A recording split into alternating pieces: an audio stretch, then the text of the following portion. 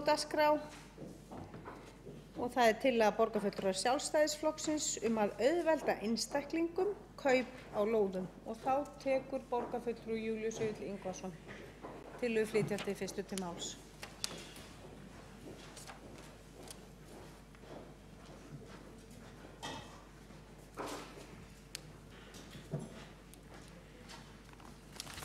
Forseti, ágætu borgarfulltrúar, ég tala hér fyrir tillögu okkar borgarfulltrúa Sjálfstæðisflokksins að auðvelda einstaklingum kaup á lóðum. Tillagan svohljóðandi, með leyfi forseta, í þeim tilgangi að auðvelda einstaklingum og fyrirtækjum að hefja uppbyggingu í Reykjavík lagt til að reglur sölu byggingaréttar verði rýmkaðar. Einstaklingum verði aftur boðið að fá 90% af kaupverði byggingaréttar að láni til 8 ára eins og verið hefur. Fyrri ákvörðun að fella niður lán til einstaklinga verði felld úr gildi. 7% staðgreiðslu afsláttur verði tekin upp að nýju. Boðinn verði afsláttur til þeirra sem kjósa að byggja minna en byggingarheimildir leyfa þannig að kaupverð byggingaréttar lækki til samræmis við minna byggingamagn og geti þannig lækkað allt að 30%. Tillaga borgarfulltrúa Sjálfstæðisflokksins breyttar reglur sölu byggingaréttar fyrir fjölbýlishús verði hluti af nýjum og rýmri reglum sölu byggingaréttar. Og sú tillaga sem ég mun síðan tala fyrir hér á eftir svolítið samtengd þessari sem fjallar að skipuð verði sérfræðinganefnd í neytendalánum og það skýrir sig þá eftir þegar ég fer ofan í það. Mál þetta á sér þá sögu að á fundi borgarráðs 5. maí voru lagðar fram nýjar tillögur fyrirkomulag sölu byggingaréttar og tillaga endurskoðun skilmála vegna fastverð lóða og síðan almennar reglur úthlutun lóða og sölu byggingaréttar fyrir íbúðarhús í Reykjavík og það nýjar reglur og taka við af þeim reglum sem í gildi voru sem voru frá því í febrúar árið 2014. Það að mörgu leyti samhljóða þessar tvær reglur en þó í veigamiklum atriðum vikið frá eldri reglum. Samkvæmt þeim reglum sem í gildi voru árið 2014, þessi í febrúar 2014, var einstaklingum boðið að taka lán fyrir kaupum á byggingaréttinum og það lán var sem sagt lán sem að þá var sá hluti verðsins greiddur með veðskuldabréfi og það var síðan, hérna skal ég segja ykkur, gat verið að 90% af andvirði lóðaréttarins. Vildi einstaklingur staðgreiða lóðina og þá fékk hann 7% afslátt. Þessar reglur nú nokkuð einfaldar og ég þarf ekki að fara frekar út í það.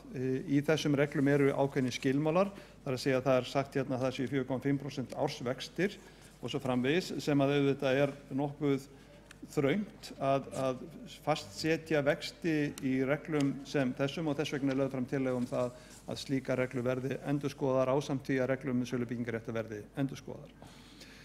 Það sem að auðvitað maður nýtur það að í öðrum sveitarfélögum hér á höfuðborgarsvæðinu býðst einstaklingum staðgreiðslu afsláttur viljiði staðgreiða lóðir eða að taka lóðir að láni og þá 90%. Og það alveg í samræmi við þær reglur sem giltu hér í Reykjavík hafa gilt árafjöld. Og ég velti því fyrir mér að allir þeir borgarfulltrúar sem hafa verið að blanda sér í umræðuna fasteignamarkaðinn, íbúðaverð og annað slíkt, að þeir skuli þá á sama tíma og þeir tala af hjartanslist það hversu það mikilvægt að auðvelda ungu fólki að eignast íbúðir þak yfir höfuð eða leiguíbúðir, að þá skuli þeir á sama tíma vera að taka þessar reglur til endurskoðunar og þrengja þær og gera ungu fólki erfiðara fyrir við kaup á fasteignum. Þetta algjörlega öfugsnúið og mér finnst rétt að borgarfulltrúar sem að þessar reglur samþykktu, sem að voru þá borgarfulltrúar Vinstri grænna, Bjartrar framtíðar eða bestaflokksins í borgarráði eða öfugt ef að borgarfulltrúar vill frekar og borgarfulltrúar og borgarráðsfulltrúar Samfylkingar. Þannig að þessar reglur sem að hljóða í fyrsta lagi ákveðið verð á eignum, eins og til dæmis 7,6 milljónir fyrir íbúðareiningar rað- og parhúsum og 4,6 milljónir fyrir íbúðir í fjölbýlishúsum og svo framvegis, eru mjög óhagstæðar. Þær til dæmis eru óhagstæðar því leyti til að hér miðað við það að fyrir einbýlishús skuli greiða 11,1 milljón, nema húsið sé stærra en 375 fermetrar. Og það eru nú kannski ekki mjög margir sem eru að byggja hús sem stærra en 375 fermetrar svona í þessu árferði. Auðvitað finnast þeir, það allt í lagi. En flestir eru eflaust að byggja minni einingar og þá auðvitað eðlilegt að þeir hinu sömu borgi minna. Borgi lægra lóðaverð heldur en 11,1 milljón með svipum hætti og í öðrum sveitarfélögum. Mér finnst allt saman einhvern veginn bera keim af því að borgarfulltrúar meirihlutans líti svo á að Reykjavíkurborg þurfi ekki að laga sig að aðstæðum eða þeim kjörum sem boðnir eru nærliggjandi sveitarfélögum. Það eru allavega stór mistök, sé svo, vegna þess að Reykjavíkurborg auðvitað undir í þessari samkeppni allri saman. Og af hverju segi ég það? 13. júní á síðasta ári, 2013, var samþykkt að fara með lóðir í Úlfarsárdal og Reynisvarsás í útboð. Og útboðsfresti lauk 1. júlí ef ég man rétt. Frá þeim tíma og til dagsins í dag hafa engar lóðir verið seldar á fastverði á þessum svæðum. Bara í hvað þetta langur tími? Þetta eru 5, 6, 7, 8, 9 mánuðir. Engar á fastverði. Á meðan auðvitað lóðir í öðrum sveitarfélögum seldar á föstu verði og útboðið, hvað leiddi það af sér? Það leiddi af sér að einungis seldist þriðjungur þeirra lóða sem í boði voru. Útboðið sem sagt leiddi ekki af sér mikla lóðasölu eins og óskað var eftir og búist var við. Fréttir það að lóðasala á þessu svæði hefði verið einhvers staðar í kringum milljarð voru bara rangar. Og ég ekki að segja að það menn hafi verið að segja rangt frá, menn mátu það vitlaust. Þegar að útboð og tilboð kom inn vegna útboðsins, þá mátu menn það svo að þeir bara hægt að leggja saman öll í útboð og þar með væri komin loka niðurstaðan. Svo var ekki. Raunveruleg sala vegna útboðsins var helmingi minni. Og það svo sem ýmislegt þetta að segja. Útboð getur í vissum tilfellum átti rétt á sér, en í þessu tilfelli átti það ekki. Reykjavíkurborg á ekki að ýta undir hærra lóðaverð eins og gert var þarna, vinna raunverulega gegn markaðnum við þær aðstæður sem upp í samfélaginu í dag, í staðis að vinna því að lækka lóðaverð eins og frekasti kostur, auðvitað, nema hvað. Þannig að Reykjavíkurborg gerði tvennt. Hún fór í, að meira hluta flokkarnir hér í Reykjavíkurborg, gerðu tvennt í þessum efnum, lögðu af stað í þessa vegferð, sem leiddi af sér ákveðna verðbólgu í lóðaverði, sem að leiddi til þess að fáar lóðir seldust, sem að hefur síðan leitt af sér að engar lóðir hafa selst á fastverði, bara engar, frá því í júlí á síðasta ári. Með öðrum orðum, það algjör stöðnun á þessu sviði. Og einhver svona fagur gali það að hér sé verið að vinna að lóðamálum, vinna að uppbyggingu, bara ekki satt. Menn að vinna í algjörlega þveröfuga átt. Menn að vinna gegn fasteignamarkaðnum, gegn uppbyggingu og gegn lægra lóðaverði og lágu íbúðaverði. Sem við sjáum til dæmis af því að í þessum nýju reglum sem að setta voru fram í borgarráði 5. maí á þessu ári ekki tekin upp sú regla sem að við sjálfstæðismenn lögðum til að miða lóðaverð við fermetra í fjölbýlishúsum í stað þess að miða við íbúðafjölda. Sú tillaga var lögð fram í febrúar á þessu ári og þó að til dæmis skrifstofa eigna- og atvinnuþróunar hafi einmitt tekið undir það, þessi regla væri góð, enda ekki mjög flókin og ekki mjög frumleg. Hún hreinlega bara tekin úr öðrum reglum sem gilda í nágranna sveitarfélögunum. En nei, það einhver svona pólitískur þvergirðingur í því. Það alveg bannað að samþykkja tillögur sem kom frá sjálfstæðismönnum, sérstaklega þau eru góðar. Það var að gera svæfaðar, senda það bara aftur inn í borgarkerfið, láta það lulla þar inn í einhverju svarthóli og taka það síðan fram einhver tíma seinna, breyta þeim pínulítið og gera það síðan sínum. Þetta svo regla, þetta það sem gert hér. Þannig vinnur þessi meirihluti hefur unnið allt þetta kjörtímabil.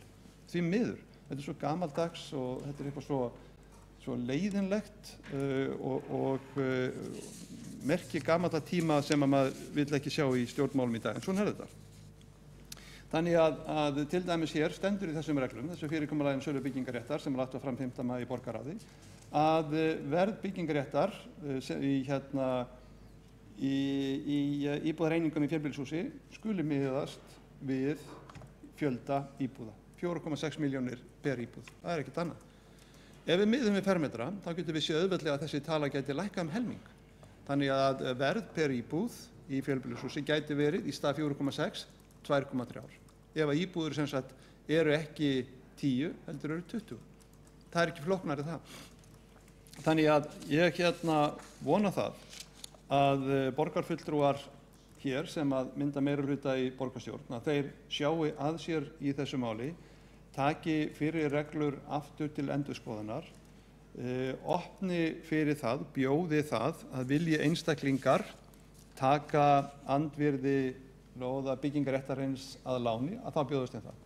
Og fram til þess hefur þetta verið til 8 ára á 4,5% vöxtum, en það auðvitað ekki þannig sem hægt að vinna það að lána samkvæmt veðskuldabréfi. Auðvitað verður þetta að vera þannig að við fylgjumst með tímanum. Og eins og ég mun fara yfir hér á eftir þegar ég fyrir að fjalla þá tillögu sem við erum með að skipuð verði sérfræðinganefnd í neytendalánum, að þá þurfum við auðvitað að taka mið af markaðnum eins og hann leggur sig og auðvitað hefur Reykjavíkurborg svigrúm. Við þekkjum það þau skuldabréf útboð sem Reykjavíkurborg hefur verið að fara í og við horfum bara á þau kjör sem að Reykjavíkurborg býðst og þeir eru auðvitað það rúm og það góð að Reykjavíkurborg á að geta staðið bak við hagstæð lán til húsbyggjenda frekar en að segja bara, já, heyrðu, það enginn að sækjast eftir þessu. Af hverju skyldi enginn vera að sækjast eftir þessu? Vegna þess að kjörin ekki hagstæð, það þarf að breyta þeim. Það þarf að fara bara yfir það mál og gera húsbyggjendum það ljóst hvaða kostir eru í stöðunni. Því haldið fram í þeirri tillögu sem ég er að vitna til hér að ástæðan fyrir því að hægt að veita lán, einstaklingum lán til húsbyggingar eða til að greiðslu lóðaverðs sé vegna nýra laga neytendalán. Þá vil ég bara segja að það nú svolítið merkilegt vegna þess að ég hef talað við 2 sveitarstjóra hér á höfuðborgarsvæðinu og spurt á því hver stefna þeirra sveitarfélaga í þessu og þetta eru 2 sveitarfélög sem að hvað mest uppbygging þessa dagana og það hefur enginn þetta í huga.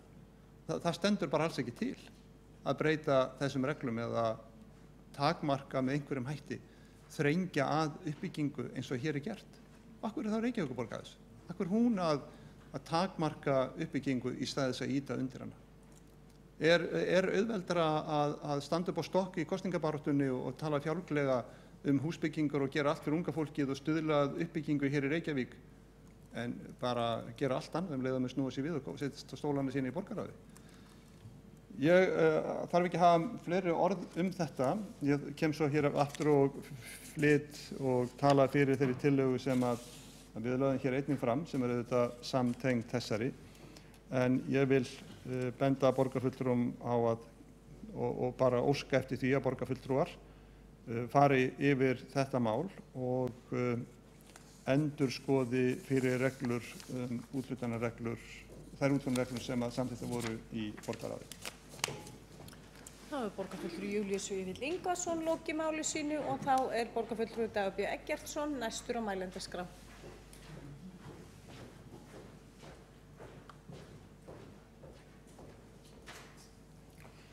Forseti, ágæta borgarstjórn. Það sem hér til umræðu breyting á skilmálum í tengslum við sölu á lóðum sem lýtur að því að borgin hætti lánastarfsemi. Borgin hefur sem sagt gefið út skuldabréf í ákveðnum tilvikum þegar eftir því hefur verið óskað og rótin að því að lögðu til breyting á þessu að í nýjum lögum neytendalán sem Alþingi hefur samþykkt eru skyldur þeirra sem að veita lán mjög auknar og hertar og býsna mikil ábyrgð sem fylgir því og af því að þetta hafa nú ekki verið miklar eða umfangsmiklar lánveitingar að þá var talið að það var ekki skynsamlegt að borgin kæmi sér upp sérþekkingu á sviði lánamála til þess að uppfylla skilyrði þessa nýju neytendalöggjöfar og þess vegna þessu breytt og treyst á það að þetta sé nú eitt af því sem að lánamarkaðurinn eða markaðurinn leysi. Og það út af fyrir þessi athyglisvert að við séum að ræða það hér í hversu miklu mæli borgin eigi að lána fólki, því að það auðvitað óvenjulegt og kannski leifar frá einhverju eldra verklagi þegar að bankar voru almennt ekki að lána nema einstaka fólki sem þurfti þá að fara á sparifötunum til bankastjórans og fá lán. En það eins og sjálfsagt að fara yfir þetta og ef að þetta eru miklar áhyggjur og fá yfirlit yfir hvað þetta hefur verið algengt og svo framvegis, þannig að ég legg til að við vísum tillögunni til borgarráðs og förum yfir hana í betra tómi. Þá hefur borgarfulltrúi Dagur B. Eggertsson lokið máli sínu. Borgarfulltrúi Hildur Sverrisdóttir, gjörðu svo vel.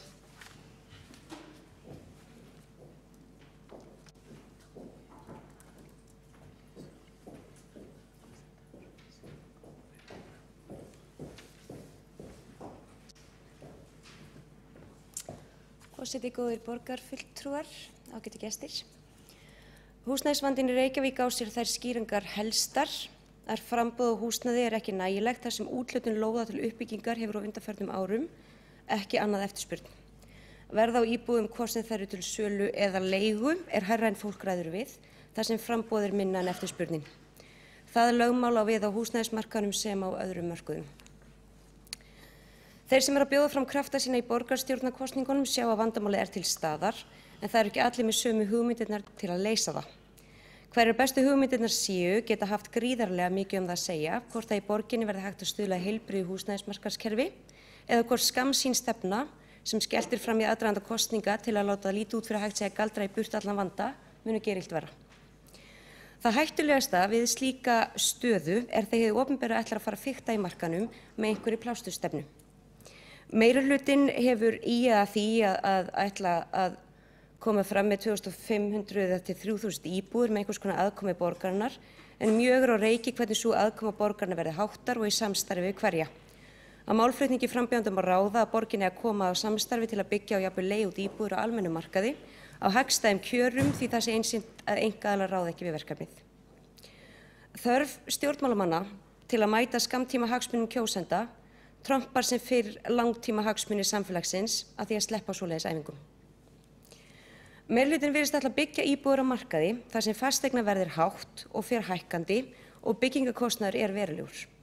Það kostar jafn mikið að byggja, hvort sem það borgin eða einkaaðili sem borgar brúsann, en meirihlutinn og aðrir flokkar virðast ætla að bjóða upp á sanngjarna leigu á þessum íbúðum sem þýðir að íbúðirnir verða væntanlega leigðar og eitthvað minna en gengur og gerist á markaðnum.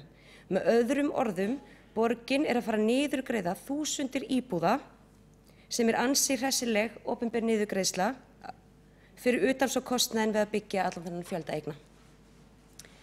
Slíkt inngrip á viðkvæmum markaði og húsnæðismarkaðurinn varasamt. Að halda að borgin að grípa inn á markaðinn með slíkum hætti lýsir vanþekkingu á þeirri staðreynd að fikta hins opinbera í markaðnum þrýstir alltaf upp verði á endanum. Dæmin út allan heim sanna að afskipti hins opinbera af almennum leigumarkaði afskaplega vond hugmynd. Byggingarkostnaður hækkar yfirleitt og allar útgáfur á einhvers konar leiguþaki skammgóðir vermir sem bjagar samkeppni og að lokum engum til góðs. Meirihlutinn veit þetta reyndar. Hann hefur sent erindi til ESA sem eftirlitsstofnunar EFTA til að flagga því að hugmyndirnar gætu farið gegn ramma EFTA-ríkjunum ríkistyrk þar sem borgin hefur í hyggju að fara inn á almenna leigumarkað með einhvers konar sanngjarna leigu fyrir þann hóp sem fellur ekki undir skilgreiningu á þeim hópi sem þarf félagslegt húsnæði. Enn beðið svars frá ESA en ég hef ekki heyrt tala neitt sérstaklega mikið það þegar þessar hugmyndir eru reifaðar. Það hættuleg skammsýni sem endurspeglast í því að það sé einkaaðilunum að kenna að húsnæðismarkaðurinn sé hér ekki eins og best verður á kosið. Það eru einmitt aðgerðir hins opinbera í litlu framboði á lóðum og erfiðu reglukerfi sem gera einkaaðilum erfitt fyrir að stunda sín viðskipti í heiðarlegri samkeppni sem veldur því að hér er húsnæðisvandi. Skynsamlegasti kosturinn í stöðunni er því að borgin haldi að sér höndum að öðru leyti en því að skapa strax sómasamlegan ramma sem auðveldar einkaaðilum að byggja og leigja út og íbúðir ódýrar. Það er gert með að bæta úr lóðaskorti, hafa samkeppnishæfar gjaldskrár sem taka mið af því að þeir sem búa smærra borgi minna og einfalda og auka valfrelsi innan reglurammana. Þetta snúast tillögur Sjálfstæðisflokksins til að bregðast við húsnæðisvandanum í borginni. Þau snúast ekki að galdra burt vandann í einu vetfangi með stóru inngripi hins opinbera, en þau fela í sér skynsamlega og framkvæmanlega stefnu sem virkjar kraft einkafyrirtækja á byggingamarkaði til að uppfylla brýna þörf almennings fyrir viðráðanlegt húsnæði. Með því ætlar Sjálfstæðisflokkurinn á sama árangri með að nýta markaðinn án þess að borgarbúar beri áhættuna. Eitt af þeim skrefum er tillagan sem liggur fyrir hér í dag og borgarfulltrúi Júlíus Vífill Ingvarsson reifaði. Hún er einfaldlega að auðvelda einstaklingum kaup á lóðum, til að auðvelda einstaklingum og fyrirtækjum að hefja uppbyggingu í Reykjavík og með því lagt til að reglur sölu byggingarréttar verði rýmkaðar og boðin verði afsláttur til þeirra sem kjósa að byggja minna en byggingarheimildir leyfa, þannig að kaupverð byggingarréttar lækki til samræmis við minna byggingamagn. Það eru skynsamleg og góð skref sem að falla vel að því að borgin geri aldeilis allt það sem í hennar valdi stendur til að aðstoða við nauðsynlega uppbyggingu í borginni, án þess að hún sjálf fari í stórhættulegar niðurgreiðslu aðgerðir á viðkvæmum markaði sem geta auðveldlega haft alvarleg áhrif fyrir allan húsnæðismarkaðinn í Reykjavík. Þá hefur borgarfulltrúi Hildur Sverrisdóttir lokið máli sínu og þá tekur borgarfulltrúi Júlíus Vífill Ingvarsson næstur til máls.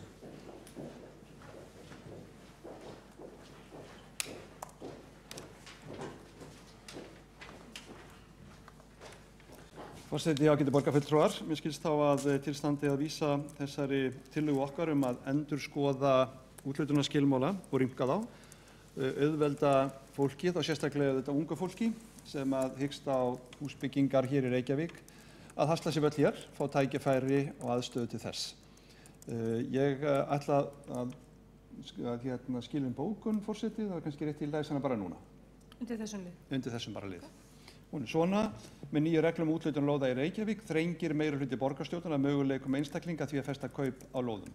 Fram til þessa hafa einstaklingar átt þess kost að velja á milli þess að staðgreiða lóðir og fá 7% staðgreiðsluafslátt eða taka lán til 8 ára fyrir 90% af andvirði lóðarinnar. Lánin hafa verið vaxtalaust fyrstu 6 mánuðina.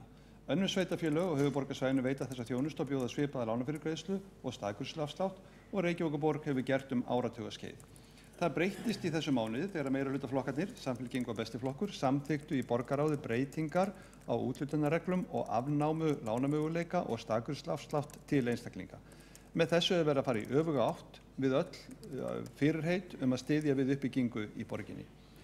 Í Úlfarsárdal og Reynisvatnsási eru lausar lóðir fyrir einbýlishús, raðhús og parhús. Alls eru þetta 166 íbúðar einingar. Útboð lóða á miðju síðasta ári í þessum hverfum skila litlum árangri en einungis þriðjungur þeirra lóða sem boðnar voru seldist á útboðinu. Með útboðinu var ýtt undir hærra lóðaverð en hlutverk sveitarfélaga við núverandi aðstæður hlýtur að vera að halda lóðaverði eins hagstæðu fyrir húsbyggjendur og kostur er. Frestur til að skila tilboðum rann út 1. júlí 2013 og frá þeim tíma hafa engar nýjar lóðir verið seldar á föstu verði í borginni. Á undanförnum árum hefur eftirspurn eftir minni íbúðum aukist. Samkvæmt nýjum reglum og sölu byggingaréttar hækkar lóðaverð einbýlishúsa ef byggt stærra en 375 fermetra og hækkar þá verð 700.000 krónur fyrir hverja 25 fermetra sem bætast við. Þessar reglur eru öfugsnúnar, eðlilegri að lóðaverð lækki vilji húsbyggjendur byggja minna og að lækkun geti numið 30% af lóðaverði og lækki í hlutföllum. Svipaðar reglur hafa gefist vel í öðrum sveitarfélögum. Eiginlega er ótrúlegt að í nýjum úthlutunarreglum skuli lóðaverð í fjölbýlishúsum enn miðast við fjölda íbúða en ekki við fermetrafjölda hússins. Tillaga borgarfulltrúa Sjálfstæðisflokksins að miða lóðaverð í fjölbýlishúsa við fermetrafjölda í stað íbúðafjölda hefur enn ekki tekið gildi en hefur verið vísað inn í borgarkerfi þar sem hún hefur verið frá því í febrúarmánuði þess ári. Tillagan mun auðvelda uppbyggingu minni íbúða á lægra verði og kemur til móts við óskir ungs fólks minni íbúðir á hagstæðu verði. Það hlýtur að vakna svo spurning hvað veldur því að tillagan ekki tekin inn í reglur um sölu byggingaréttar. Þetta er bókun fulltrúa Sjálfstæðisflokksins hér við þetta sem ég ætla aðeins að hreinrita. En bara rétt að bæta því við þeim orðum hérna borgarfulltrúans Dags B. Eggertssonar þetta mál að ef menn í vafa það hvort að ný lög neytendalán valdi því að Reykjavíkurborg geti ekki staðið lengur við það að lána húsbyggjendum vegna sölu á byggingarétti, þá verður menn bara að afla sér upplýsinga, þá verður menn bara að fara ofan í það mál og sjá hvað þarf til þess að það geti orðið. Hugsanlegt samstarf á vettvangi samtaka sveitarfélaga á höfuðborgarsvæðinu kemur til greina að þessu leyti og borgarfulltrúar ættu nú að eiga hæg heimatök þar að taka þetta mál þar upp. Eðlilegra hefði kannski verið líka að menn hefðu skipað þá sérfræðihóp til að fara yfir það, frekar en að byrja á því að afnema þessa möguleika, lánamöguleika sem í boði voru fyrst og fara síðan að vísa tillögum okkar hér inn í borgarráð til frekari athugunar síðar. Allt þetta hluti af þeirri þróun sem að stundum hefur verið til umræðu hér í borgarstjórn, að Reykjavíkurborg hefur orðið undir í borgarþróun og íbúaþróun á höfuðborgarsvæðinu. Hvers vegna skyldi nú standa á því? Kannski það vegna þess að meirihluta flokkarnir hér í borgarstjórn hafa bara ekki staðið á verðinu, hafa bara talið það að Reykjavíkurborg hafi eitthvað forskot og það þurfi ekki að standa sig í samkeppninni við önnur sveitarfélög og að Reykjavíkurborg hafi enga skyldur við ungar fjölskyldur og borgarbúa almennt að geta skaffað þeim aðstöðu til uppbyggingar hér í borginni. Það ekki allt hægt með því að tala bara þéttingu byggðar sem að gengur nú svo hægt að þetta þetta engan hátt að svara þeirri eftirspurn sem að eftir lóðum á höfuðborgarsvæðinu og gera svo ekkert í því að stuðla við uppbyggingu í þeim hverfum sem þar sem þó eru lóðir til uppbyggingar eins og ég nefndi áðan með 166 íbúðareiningar sem við eigum að líta á sem okkar skyldu að verði seldar og hvetja til þess, ekki bara með þessu, heldur líka með því að styrkja það hverfi sem þessar lóðir eru í en talaði ekki alltaf niður með því að halda því statt og stöðugt fram að það sé hver geta búið í Reykjavík nema í vesturhluta borgarinnar á þéttingareitum. Það bara ekki satt. Þetta eru frábær hverfi, Úlfarsárdalur og Reynisvatnsás. Það eru bara yndisleg hverfi og fólki líður vel þar og það gott að búa þar og við eigum að tala með þeim hætti en ekki tala út hverfin alltaf niður með þeim hætti sem gert hefur verið á undanfarnum mánuðum og reyndar meira minna allt þetta kjörtímabil. Það var borgarfulltrú Júlíus Vífill Ingvarsson lokið máli sínu og einnig lokið við það að lesa upp bókun undir þessum lið. Þá hafa fulltrúar Bestaflokksins, Bjartrar framtíðar og Samfylkingarinnar einnig áskilið sér rétt til gagnbókunar. Þá ber forseti upp að vísa tillögu þessari til borgarráðs, tillaga borgarfulltrúar Sjálfstæðisflokksins um að auðvelda einstaklingum kaup á lóðum. Þeir borgarfulltrúar sem samþykkja það gefi merki. Það telst samþykkt samhljóma. Við förum í 5. mál sem